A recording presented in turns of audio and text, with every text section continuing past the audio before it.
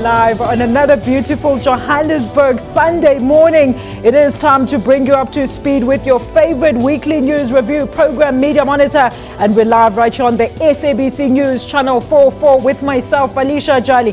Thank you so much for tuning in. The topics that we will be tackling this morning are as follows. We start by looking at the latest worrying unemployment figure results. And today marks the end of Child Protection Week.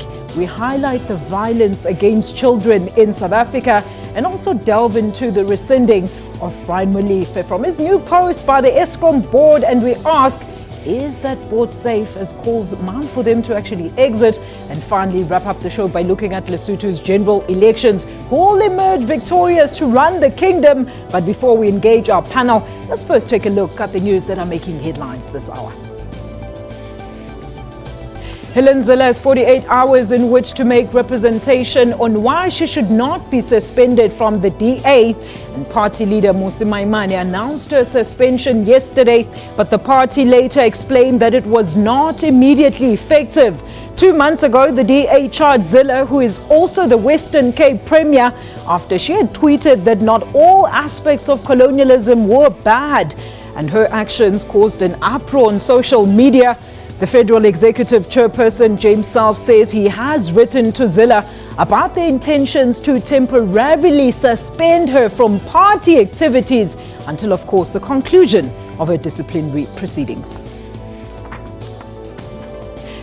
Police in London say at least 6 people are now known to have died and 30 others have been wounded in a terrorist vehicle and knife attack at the London Bridge and the Borough Market. The 3 attackers were shot dead by the police. The violence began when a vehicle ploughed into pedestrians on the bridge in central London.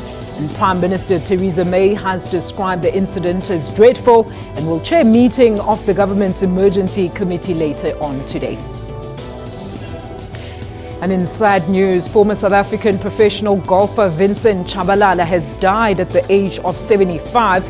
He won the French Open back in 1976 after being denied the opportunity to play professionally in South Africa under apartheid. Tshabalala also competed on the European Seniors Tour, finishing in the top 20 of the Order of Merit 4 times. May his soul rest in peace.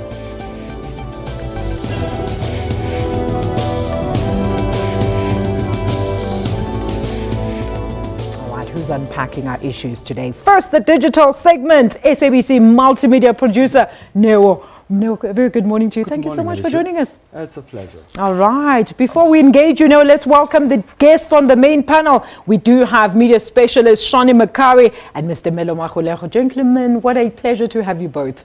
Morning, Alicia. All right. You know how we do it now. Let's get right to it. What was the biggest hashtag of this week? It's been a busy week, especially when it comes to Zuma. I mean, he survived another motion of no confidence. So we asked the poll on our social media platform, reading President Zuma again survived a motion of no confidence raised against him at the ANC NEC on the weekend. Your thoughts? So those are the questions that we asked people, and 10% of them said good, I support him, while you have 5% of them saying disappointed in the NEC, 36 saying what did anyone expect? I mean, that was a big question on social media, while 19% say I really don't care. Those interesting figures are back at it again. Where people are just at a stage where they think, I mean, what does it matter? People say they don't care anymore. I mean, they've seen this happen over and over again. But let's get some of the tweets. Tembelihle Makama here says, Jay-Z has single-handedly destroyed a movement that was built on solid ground in the history books. His pages will be few, but very heavy. Let's look at more tweets. This other tweet was just says hashtag Mantashe and his party can keep Zuma. Let's see if voters will keep them come elections 2019. And that's what people have been saying on social media. Yeah, it looks like the 2019 campaign is fast on a trail before anything has been made official. Genius 7 there says it's always an act by the NEC to make it look like they are not happy with Jacob Zuma, but they were never going to take him out. Gentlemen, what did you make of the developments there? Let's start with you, Shani. Well, there's a WhatsApp short video that's making the rounds, which actually shows the reasons for voting ANC. And when you page through it, there's nothing. The pages are empty. And unfortunately, that's what most people are feeling right now. And I don't know if the ANC is awake or alive to that issue right now, that come 2019, they may be in opposition benches, and the chorus is growing. Melo, what do you make of the developments there? I think, obviously the ANC as an organization is looking to sort of like consolidate itself and prevent it from breaking up. So part of the problem is that if they vote Zuma out now, there's a risk that the party starts to splinter off. Exactly. And I think that might be a greater risk for them winning the 2019 elections than if they keep Zuma now and then they vote in at the December conference, and afterwards then they dispense of Zuma. So I think there's But isn't Zuma leaving anyway at the end of December? Yeah, no, that's exactly what I'm saying. I'm saying that if at the end of December they let him, because he's still going to become country president afterwards, right? So he steps down as party president, and maybe they might ask him to step down as country president. Then from there on, then they can start their 2019 campaign. Because I think the other thing is that people also tend to be very fickle. I mean, like 2 years is a long time to think that people are going to remember some of these things. All right, let's leave it there on that big hashtag. Let's look at the next big hashtag. Another big one has to be the Gupta leaks that has been making rounds for almost 2 weeks now, and the story keeps on growing. So what are we looking at here? So we asked the poll also, what do you make of the Gupta leaks? Emails actually, and then 60% say proof of state capture, while 14% say fake news, which there were a lot of people on Twitter saying it's fake news, and 26% say I need to read them first. I need to read them first. Let's look at more tweets. Ricky Singh says the government doesn't see fit to advance loans to SMMEs, but for the Guptas, 1.86 billion rand up front. It's a kind of betrayal to us patriots. Hashtag the Gupta leaks. I mean, hereby saying aspiring black businessmen should look up to the likes of Vose Tembe Kwayo, DJ Spoo, and many more, or not looters. Hashtag Gupta Very leaks. interesting. And Ever Lily there says, of course, as South Africans, we must not allow this kind of intimidation. Hashtag the Hawks has no credibility. Guptas must go now. Melo?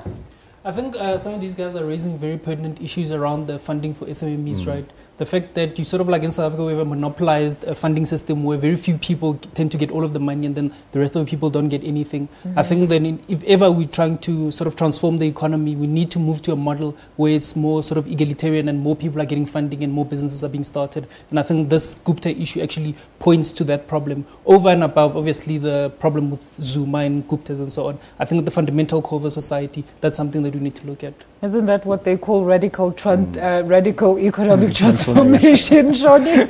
Well, nobody's actually coming up with a proper definition of that. But I think what I would like to just highlight is the fact that when people loot state-owned companies, they're actually looting directly from the public.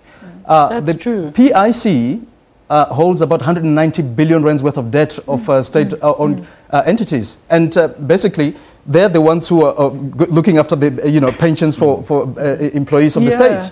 When the PIC cannot meet those obligations, guess who's going to fund it? You and I, through our taxes, because they're guaranteed. It's a defined benefit, not a defined contribution type of setup. I don't want to hear anything further on this. Let's take a look at the last one. This one broke out yesterday. It's Helen Zille, the suspension or non-suspension of... I mean, what is the story what is the story? Looking at social media just this morning, people are still talking about this topic. It reached over 355 unique accounts, 1,000 accounts on social media, while you have 400K also impressions on social media. And this is just within 20 minutes this morning. So it's an ongoing topic on social media. What are they saying? Because people are confused about my money's... Let's find out what Mpile says there. Helen Zille refused to apologize for offensive tweets about colonialism. This goes to show the extent of their arrogance and ignorance. The following tweet by Benny says, Helen Zille refusing to apologize means she does not recognize Musi's leadership and that guy wants to lead South Africa. Concerned citizens. Trev says, DA suspends Helen Zille. Finally, sanity prevailed. I think she must step down as the Premier of the Western Cape too. A very quick one, Mela.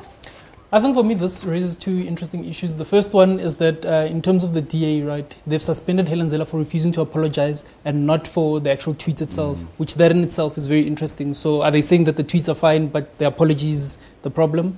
And then the second issue there is, for me, I think Musi actually messed this up a little bit. I think he's set himself up for a power struggle, and I think he should have avoided that if he was a more astute politician. A very quick one, Shoni, I have to hear from you. Absolutely. What Zille is missing is that South Africa would have benefited from global trade, not from enslavement through colonialism. And that's the part she's missing through her argument. And he closes his argument. Let's close this segment now. Do tell our viewers where they can get all these news and more on our social media platforms. SABC, you go to www.sabc.news. That's where you get the news. And then on Twitter, it's on the strap. And also on YouTube. It's on the strap. Yes. Make your work a lot easier. No, thank you so much for joining us this week. And after the break, we take a look at the alarming unemployment figures that were released by Stats South Africa. Stay tuned. It's coming up after the break.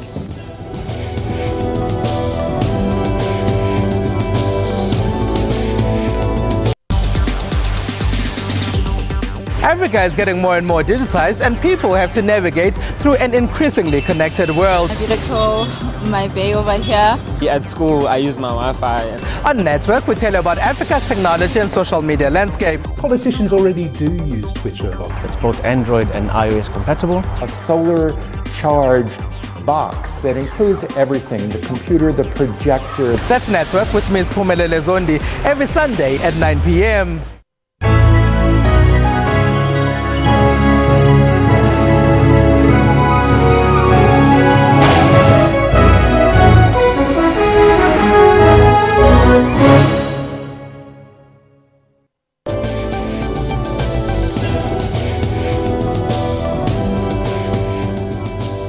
Welcome back. Now, unemployment is at its highest level since September 2003. And the scary truth about unemployment stats reveal a sad reality about the state of unemployment and employment here in the country. South Africa's unemployment in the first quarter of 2017 increased by 1.2 of a percentage point to a whopping 27.7%.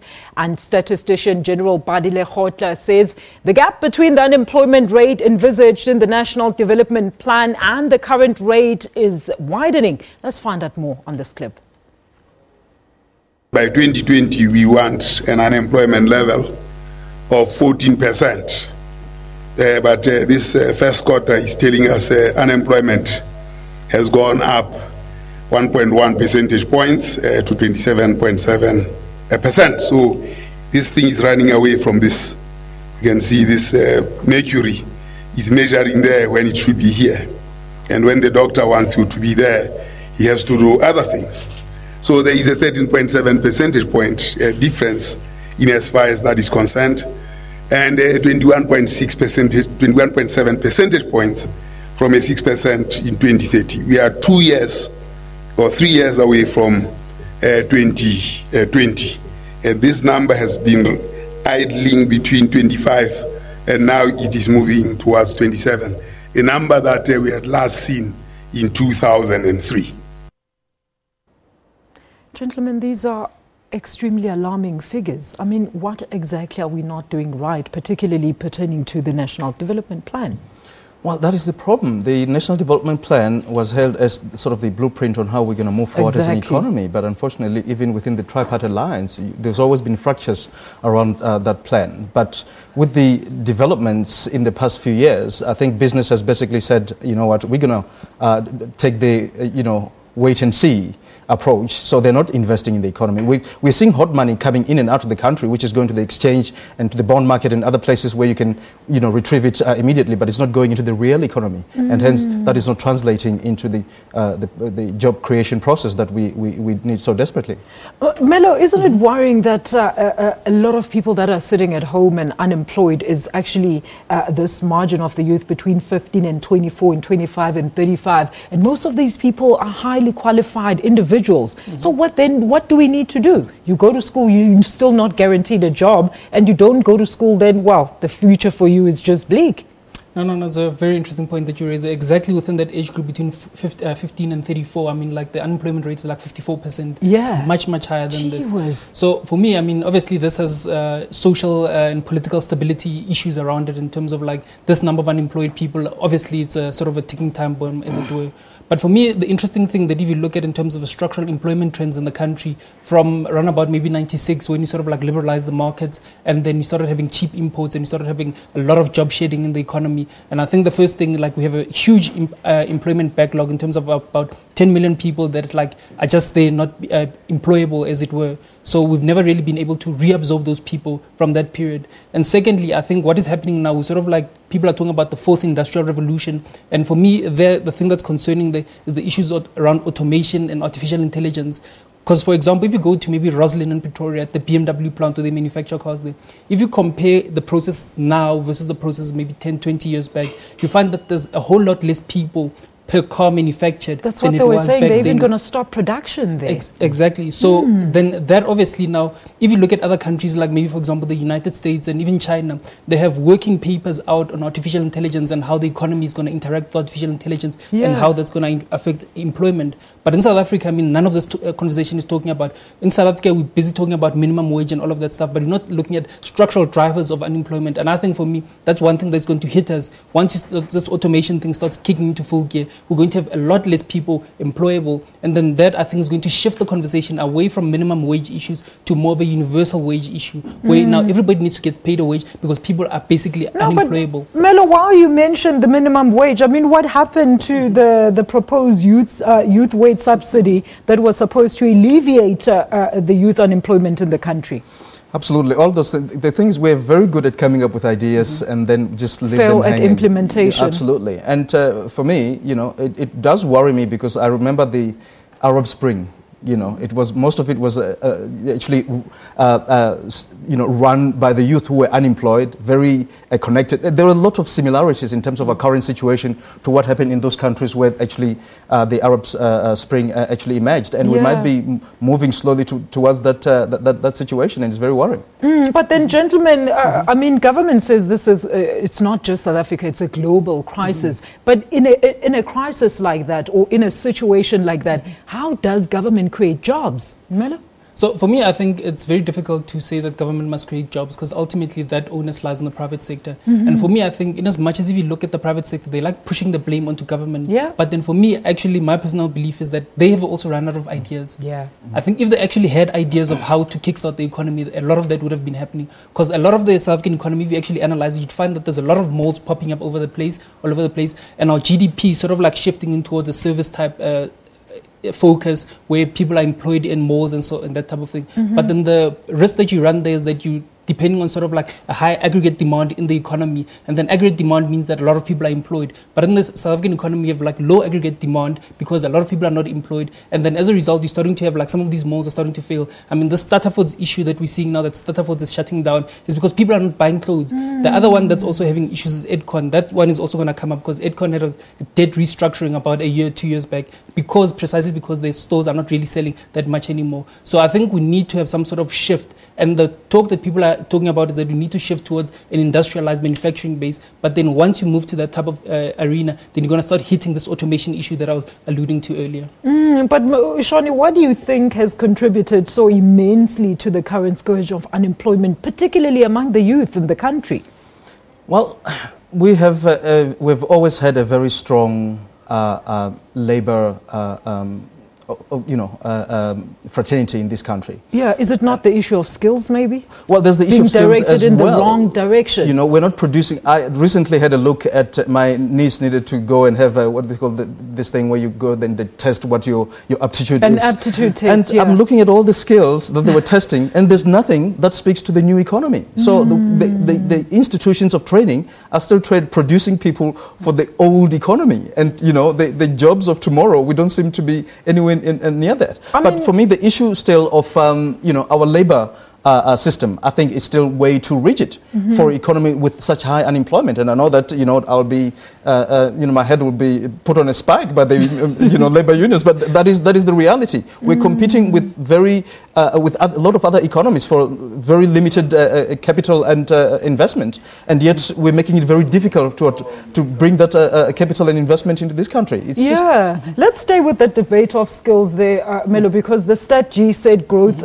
employment was seen in all industries except agriculture and, of course, trade as well as services. Isn't it time that we include the artisan skills as part of our curriculum at high school level, so to speak? For me, I think you've hit the nail on the head there. I think part of the problem also with the South African education system, partly because of historical reasons, because black people were not allowed to go to universities and so on. We've taken universities and we've venerated them and we've put that on a pedestal. But at the end of the day, the economy, in order to be functioning, there needs to be like a broad-based skills basis in terms of vocational and training colleges and that type of thing, and also the university graduates. So once you start trying to funnel everybody through the vast education system, then you start suffering because you don't have enough artisans and so on. To give you an example, for example, I think in Kusile, when they're building one of the boilers in the Eskom plant, one of the things is that they had to bring in welders from Ireland, because the problem is that they didn't have specific skills for those welding in South Africa. I mean, like, why is it that you can't have South Africans like being trained and pick up those skills and be able to do that thing? I mean, as a South African, I think if you're an artisan and you're being flown overseas to go and do welding, I think it's a very prestigious Look, I mean, we've got doctors that are training in Cuba constantly, but we never hear about them returning to make a difference within our country. So maybe that's a focus that we need to shift our minds to. When we return, we cross to SABC reporter, if is available, Aldrin Sampier will be joining us from Lutuli House. And of course, we also look at the Child Protection Week, which is coming to a close, and try to shine the spotlight on curbing the violence against children. Do stay tuned, it's all coming up after this break.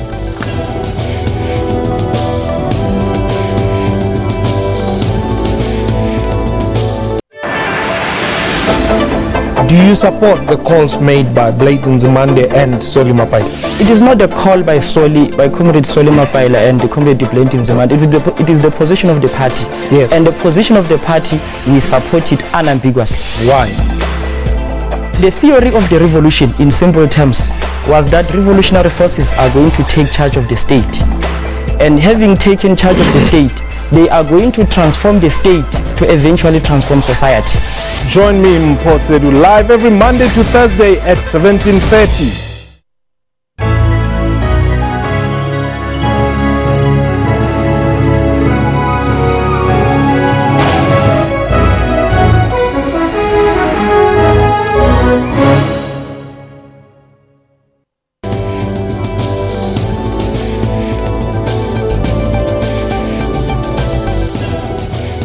Welcome back to Media Monitor. 1 in 5 children in the country fall victim to physical, sexual or emotional abuse before their 18th birthday.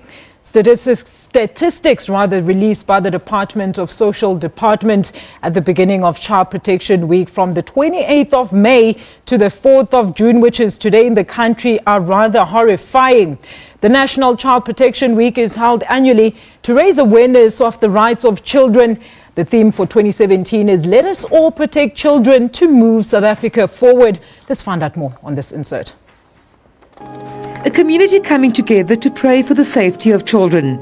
Safeline says it's currently providing counselling to over 300 child rape victims.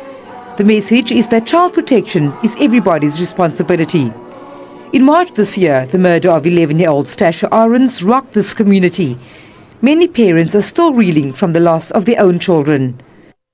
In 1999, my 3-year-old granddaughter Shantine Veldsman was gunned down in my driveway by masked men. And ever since I got involved, at that time I was a very angry and a bitter grandmother.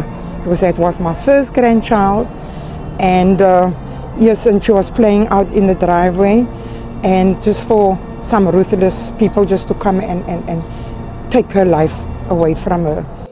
NGOs have appealed to parents, teachers and neighbours to be vigilant about child protection. It's no longer stranger danger. It is the very people in our homes that are killing our children. It's our very neighbours, our landlords, mothers, boyfriends. So we're urging, our message today is, if your child has spoken, you need to scream out loud. We know that poverty causes young mothers not to talk out because of the dependency on financial status. They're worried about where are they going to live, the roof over their head. But today is the day that we're saying, let's put our children first. In the Cape Town High Court, the state is asking for 3 life sentences for this man.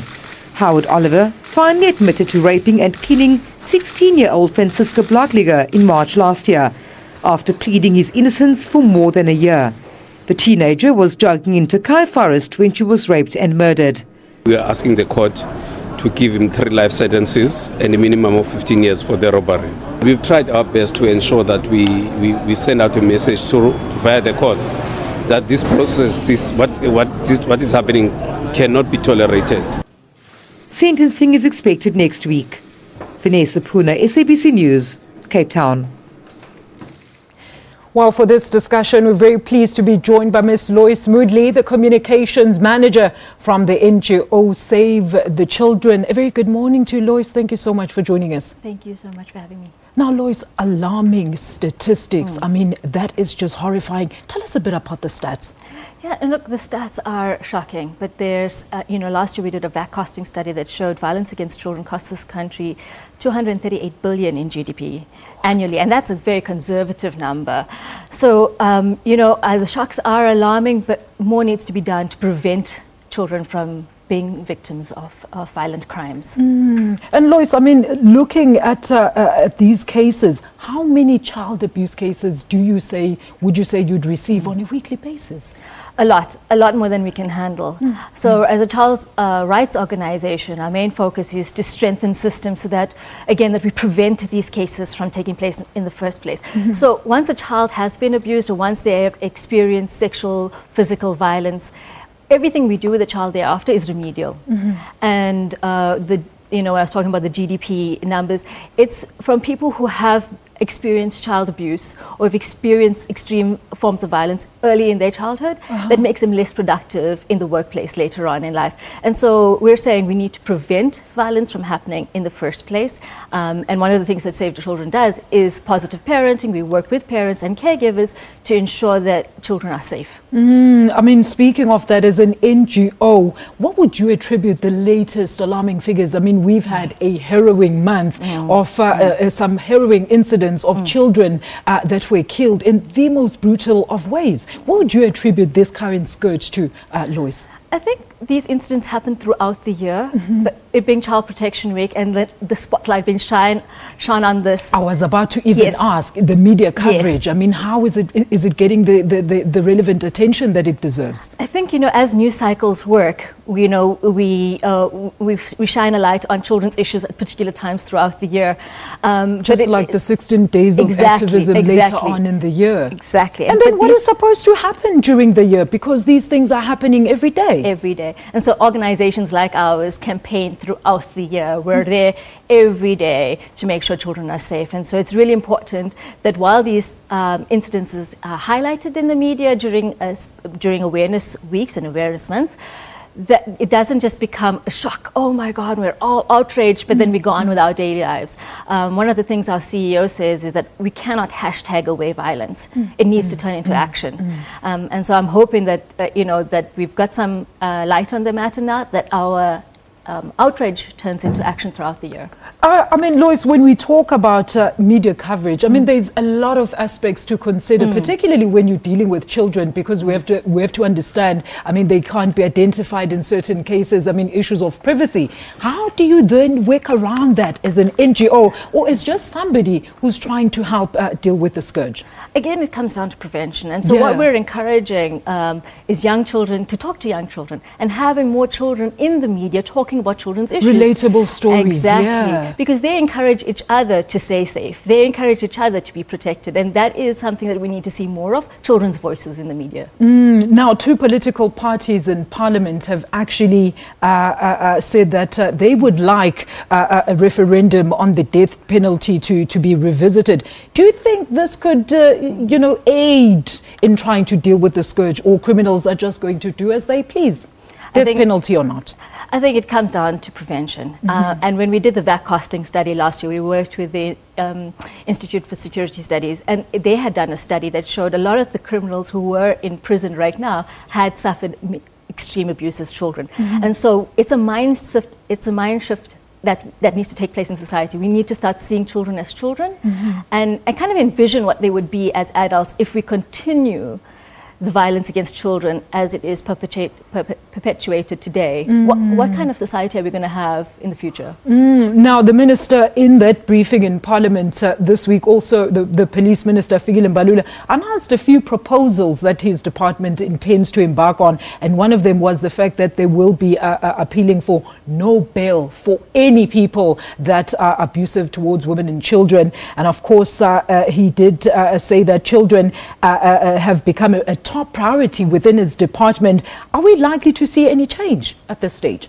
I'm hoping so. You know, we have as Save the Children, we have a memorandum of understanding with the Community Safety Department here in Gauteng, and we've seen some shifts in how we view children. So for me, it's really important that these top management leads, and we're hoping that it infiltrates all the way down to each station. All right, now let's talk about Save the Children. In cases in instances where a child reports any type of abuse to another parent or a family member, they're ignored or they're just not paid any attention to, or they don't do anything about it. What can that poor child do? Where can they go? I mean, fear of the fact that they're still staying in that environment. Yeah, I think it's really important that they find an adult that can hear them out, a teacher, an uncle.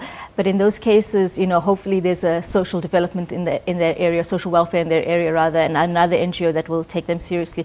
It comes down to, again, the bond between parent and child. It comes down again to the bond between caregiver and child, primary caregiver and child. And that's the systems that we are trying to strengthen so that children are taken seriously and that these issues are stopped right from the beginning. And as service, how do you go out to communities and reach out and encourage children to talk, maybe talk to us about some of your programs that you've embarked on to encourage the youth to talk about their issues? We've got really fantastic programs, and one of them is positive parenting that we run through book sharing, and it's is this done with the kids and their parents? Yes, oh wow! Yes, and it's really about encouraging that bond between mother and child. It has multiple benefits. It has children that learn to read at a young age. They're able to become school ready, but mostly that they're bonding with their parent. And once that bond is there, that child is less likely to become a victim. I'm not saying it'll never happen, but I'm saying it's less likely because they have a very close bond with the parent. And the other programs that we run is with adolescent youth, encouraging them to talk. They talk about sex, they talk about family planning, they talk about a range of issues peer-to-peer. And that for us has been a real success. All right. Now, there are other initiatives that we've seen the whole country embark on, like initiatives like Take the Girl Child to Work type of thing. But Lois, they're saying these type of initiatives are actually not being fair because they leave the boy child wondering, I mean, what is my place in society? And I remember correctly, one of the MPs was saying, I think we need to teach the boy child his role in society and what the girls' rights are, particularly as they grow up. I think they both need to know what their rights are. Absolutely. That they are children first, boys and girls later. Those gender constructs happen later in life, but more so we need to focus and give boys and girl children equal opportunities and understand who they are as individuals first. Lois, thank you so much. I mean, it is the end of Child Protection Week today. Do tell us, where can people go to get more information about some of the programs that you have currently running? Please visit our website. It's www.savethechildren.org.za. And you'll find a range of resources there, reports that we've done, but also programs that we're working on. Can also people approach you if, in case they need any help with their children, neighbors, if they're seeing the abuse happening to their neighbors' children and such? Absolutely. Visit our website. Our contact details are on there. Get in touch with us and we'll do what we can to help. All right. Well, there you have it. Lois, thank you so much. Enjoy the rest of your morning. That is Miss Lois Moodley, the communications manager from the NGO Save the Children, talking to us about some of the projects and initiatives that they've embarked upon during this Child Protection Week. It doesn't stop now because Child Protection Week is over. Let's continue to protect and look after our children. When we return, we'll take a look at the reversal of Brian Molefe's appointment as Eskom CEO less than a month after his controversial return to the power utility. You don't want to miss that. It's coming up after this.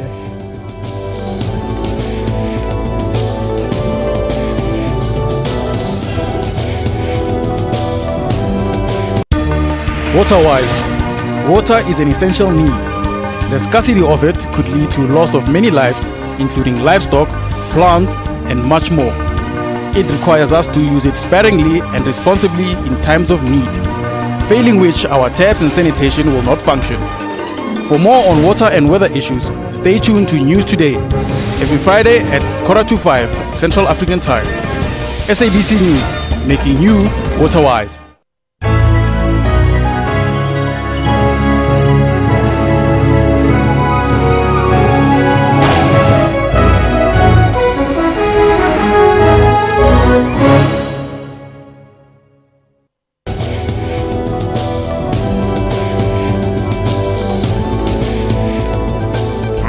Back. The Interministerial Task Team on Eskom has rescinded the very controversial reappointment of Brian Molefe as the Eskom of CEO this past week.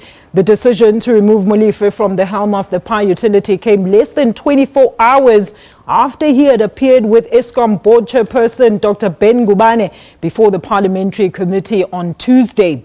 Now, this is the second time in 7 months that Molefe has left Eskom. He was sworn in as an NC MP in February, where he served briefly before his controversial return to the power utility.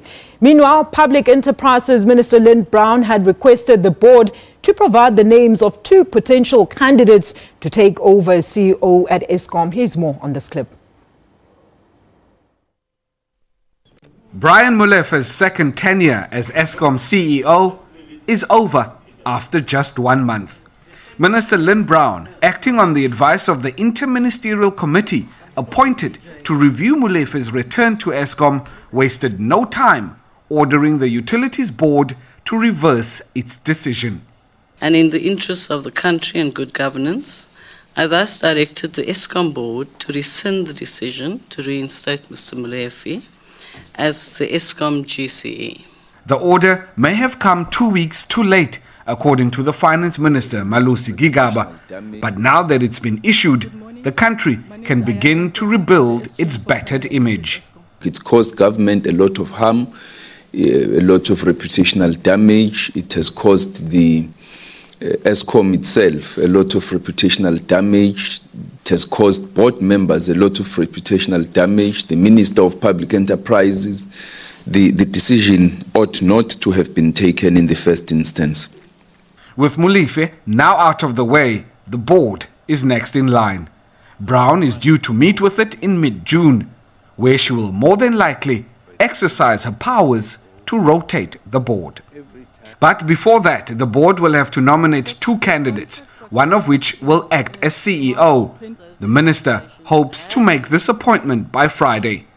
It's still unclear if Molefe will receive a golden handshake or what will happen to any contracts he might have signed in the last month. Lukhanyo Khalada, SABC News, Parliament. How? Melo? Yeah, no, this was a very interesting episode in the country. For me, I mean, like, first he went to Parliament, then apparently he was retrenched, was tired, he did all sorts of things. So I don't know, it was all very confusing. But for me, I think what happened here is that it's what happens when political power takes precedence over administrative processes. And the appointment of a CEO and rescinding and retrenching people is a very much administrative process where there's a lot of laws and a lot of processes around that thing, and you cannot just apply political power into that thing. The second thing, I think there's issues of ethical concerns, right? Because what people are looking at is that we have political power, therefore we can just do 1, 2, 3. But then in terms of ethical concerns, there's a much higher level of scrutiny which one needs to apply in order to be able to do those things. You can't just say because we have a majority or because we have that power we can do that thing. And I think the other thing also for the board, I think this reflects very badly on the board, because the one thing is that if you read the affidavits that they had sent in the court challenge that they were going to oppose, that the DA and the EFF had lodged, is that they had said that they had made a mistake. So basically what they're admitting is they're admitting a form of incompetence, that they did not understand Eskom's pension laws, that they wanted to put somebody on pension that had not even reached pension age. So, I mean, like, those type of things, I mean, like, you can see that there's a lot of issues there, which is why, for me, I think this review, now that they're talking about that they're going to review the board, I think that it's welcome and it's coming time. Let's talk about the impact this actually had, particularly on the governing party as well as the government, Shoni. Well, clearly, I think they also realized that this might have actually far-reaching consequences, which is why, obviously, I think the party issued a statement First, they, summoned the Minister of Public Enterprise to come and explain, and once after that, there was a statement to say, you know what, Brian had to go. So they understand the impact of all this, and clearly the centre is no longer holding within the party, because quite frankly, as Melo said earlier, this never should have happened. Yeah. That people don't seem to understand what their responsibilities are. I mean, as far as I'm concerned, this is not actually the issue about Brian Molefe. This should actually be the issue about the board. Absolutely. The board is the one that has shown clearly and absolutely that they've failed, and they probably don't even deserve to be holding those positions. Meanwhile, we're focusing the attention on Brian. If the board was doing its job properly, Brian issue would have been dealt with properly right from the beginning. But I mean, doesn't this further fuel his reappointment? Doesn't it further fuel the state of capture rumors that have, have been doing the rounds that, they are putting key people into key departments to try and, loot the purses of the state? For me, I think the whole issue of deployees within SOEs, you can never get around that. I mean, you go anywhere in the world, you'd find that people put their deployees there. Yeah. What should be a priority is that those deployees should serve the interests of the community and the interests of the citizens. They perform their duties. So for me, I think that's something, if we find that is lacking, then that's something that we should take the board to task for. But as we've said here, and Shoni has also correctly pointed out, I think the board here was derelict in terms of its duties. But obviously, just to take a step back to highlight your issue that you've raised now of state capture, if we take this and we locate it within the politics of the ANC, now, obviously, you'd find that there's one faction, perhaps, that wants to topple Zuma, and then there's another faction that obviously wants Zuma to remain in power. Yeah. Now, obviously, this could be seen as a power play, that these people now, they felt that they couldn't get Brian to be in a certain position in parliament or in cabinet or wherever. Now they feel that, no, they need to sort of do some revenge, vindictive thing, and then they're going to put him back in Eskom, regardless of what anybody says. Yeah. So now this other faction now feels the need now to reassert themselves now and say that, no, actually, you're not going to do that, which is why the genesis of this thing had to come from the ANC, NEC. You can see that this is where those factions were contesting. But I hear you, Melo, here. You're saying that the board must be held totally responsible. We heard the minister when she explained why Brian Molefe was being reappointed to his post. She said his performance was never an issue. And we're talking about putting people, whether it's deployees or not, that are able to run an organization. And what is the issue here then with Brian Molefe, Shoni? Well, he clearly compromised himself, because throughout his track record, I mean, if you remember through his days from PIC, when he was the champion of, transformation, everybody loved Brian, and then he was brought to Transnet and subsequently to Eskom. Of course, the opinion is divided on whether he actually brought the blackouts to the end, because some people say actually demand slowed and so on and so on. So it wasn't really, but be that as it may, he was somebody who was well regarded within the corporate sector, and then he compromised himself, as the Gupta emails are beginning to show. And because of that, he took his eye off the ball in terms of what his responsibility or who he should be serving. And as a result of that, he's going to find himself out in the cold, unless maybe he comes up with he tries to strike a deal with somebody, and maybe there are new emails we'll get from him.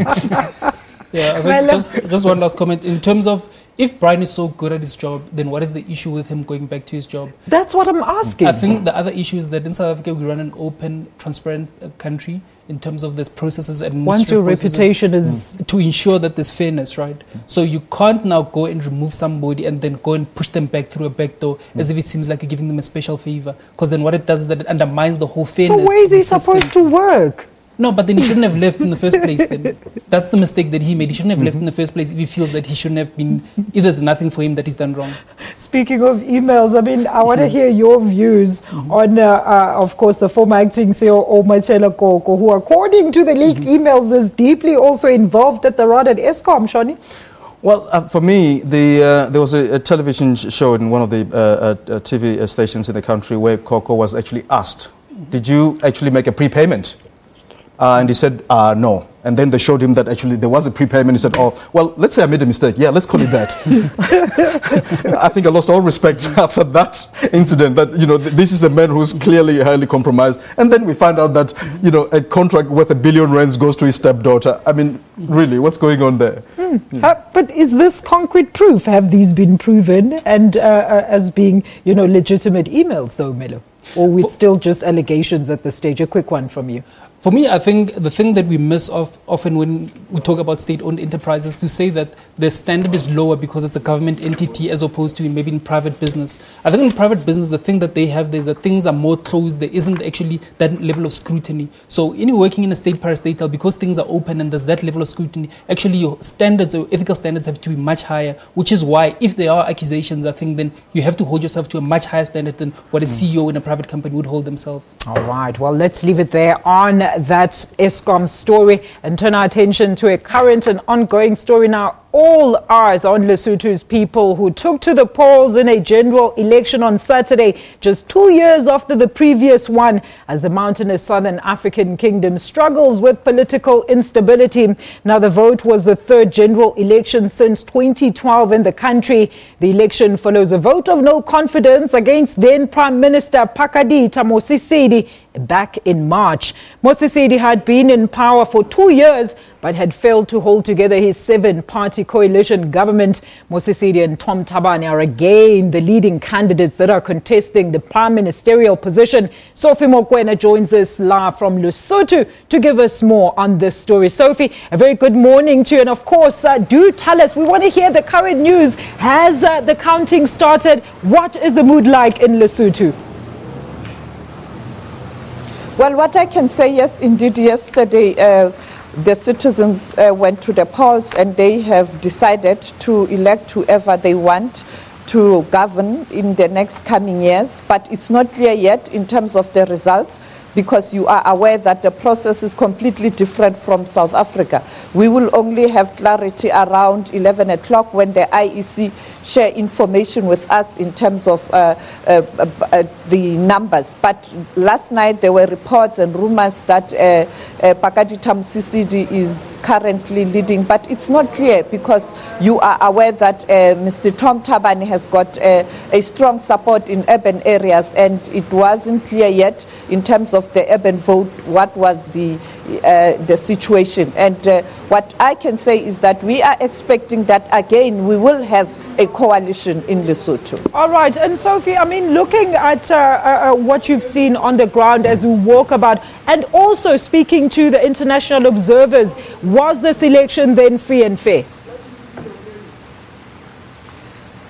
You are aware that contrary to 2015, there were tensions, but they were not so serious, but there were issues raised by the opposition parties, particularly on the role of the army. And there was a commitment from government that the army will be in the barracks, but they will assist where necessary, particularly to deliver the voting material. But unfortunately, yesterday, when we were driving to Liribe, on our way, we saw the military truck and also a small van and the soldiers with guns. And later on, the IEC chair indicated that he visited one polling station here in Maseru. On arrival, he was told that the army is around. And then when he went out, indeed, he saw the soldiers with guns. And he raised concern, and he came here at the hotel where you have international observers, the AU, SADC, ASA, and others, to come and share information with the observers. It's not clear yet what decision was taken. We will have information tomorrow when the international observers share information with the media tomorrow at the media briefing. All right, and Sophie, just maybe to backtrack there, give us a little bit of a story. What do you think sets this election apart from the other two that have taken place in less than 5 years?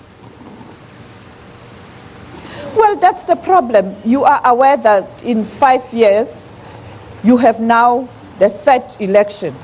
And people are saying that it is just too much. It is for that reason we suspect that the voter turnout it's likely to be very low. You are aware that the last elections in 2015, the percentage was 46. But now the concern is that it's likely to go down. Even though the IEC went all out prior to campaigning and during the campaign to encourage Basotho to go out in numbers so that there can be a decisive winner. The target was 85%, but I don't think they will achieve that target. All right, and a very quick one, Sophie, before we go, how soon can we expect the final results of the polls? I don't think anytime soon. I suspect around Tuesday, the earliest, but it can even be Wednesday. The process is quite slow. You are aware that in South Africa, by this time, we have an indication in terms of who is leading and what's happening. But here in Lesotho, it's still not clear who is leading and what's likely to happen. Today, we will go to the election results and we will get information, but I am not so sure whether we'll get clarity today in terms of what is going to be the final outcome. And also the announcement, it cannot be today, neither will it be tomorrow. I suspect Tuesday, Wednesday. Sophie Mokoena, thank you so much. She joins us live from Lesotho there, where the country, the mountainous kingdom, went to the polls 3 times in 5 years. Gentlemen, let's have your quick reviews. How do you think these elections fared, and what can we expect from the new leadership that is about to come into power? I don't know, I'm very pessimistic about this whole situation, honestly, because my view is that Lesotho should be collapsed into South Africa. That's just my view. It's a very controversial view, but yeah. All right. I think first we need to acknowledge the fact that our deputy president actually played a very important role in bringing the parties to where they are today. So, we need to recognize that. Absolutely. Second, can someone answer me this question? What is an impoverished country, landlocked within South Africa, doing having an army? You know, they should collapse that into their police, because it's just creating fertile ground for these coups to, keep happening over and over again. There are countries who have agreements. Take Monaco, for instance. They have a military agreement with France. They don't need an army. Very good point, Lesotho can't even afford one.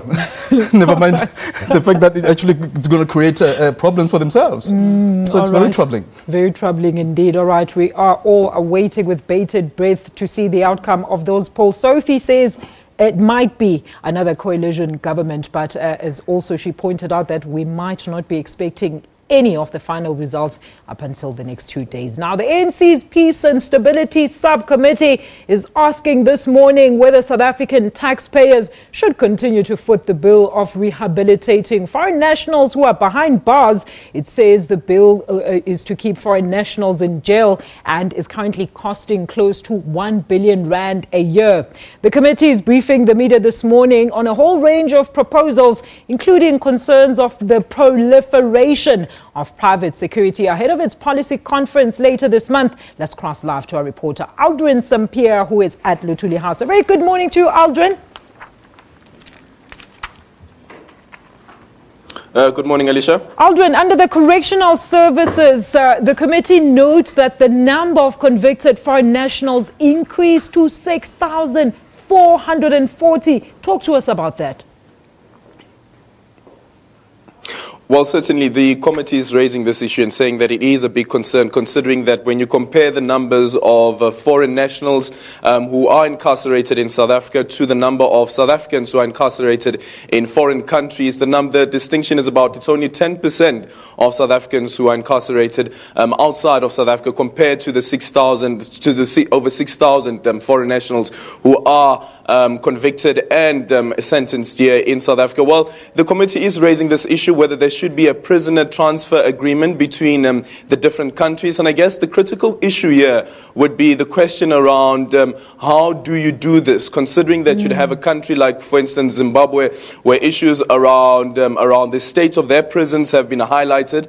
South Africa has a duty in terms of the law of South Africa that even convicted prisoners who are sentenced have rights, and you might find that prisoner rights groups might oppose something like this when you have a Zimbabwean, for instance, who's convicted in South Africa, and that prisoner has to be transferred to Zimbabwe, where the state of the prisons in Zimbabwe is not as good as the state of prisons here in South Africa. Another question is the question around the extradition as well. If you look at a country like Botswana, for instance, a conviction of murder in Botswana, the sentence there could be a death sentence. What does the Botswana government then do in a case where Botswana national has been convicted in South Africa, and South Africa now wants to transfer that prisoner to Botswana? Does Botswana then stand up and say that, listen, because you have been convicted of murder, and in this country our sentence for murder is a death sentence, would there have to be a retrial? And these are some of the issues, I guess, that the security cluster as well as the Peace and Stability Subcommittee will have to look into. All right, a very quick one, Aldrin. What time can we expect that live briefing to proceed? Well, the briefing is expected to start any moment from now, around about 10 o'clock. We expect the Minister of Defense. She is the chairperson, Nosiviwe Mapisa Ngagula, as well as the Minister of Intelligence. And I guess a lot of questions will be raised to the Minister of Intelligence. How has intelligence failed when you have a situation like Malamulele where more than 20 schools have been torched? Where has intelligence been in those type of situations? Aldrin, thank you so much for that live update. That is our reporter at Lutuli House, Aldrin Sampia, on this week's ANC's policy discussion documents. It is coming up in an hour's time, or in no time, but we will be taking it live right here on SABC News on AM News. Gentlemen, thank you so much for joining me. Unfortunately, we've run out of time. Mela, good to see you. Shani, thank you for joining us. And you at home, thank you so much for joining our show. We hope that you will join us again next week, same time and place. That is right here on SABC News at 9 o'clock.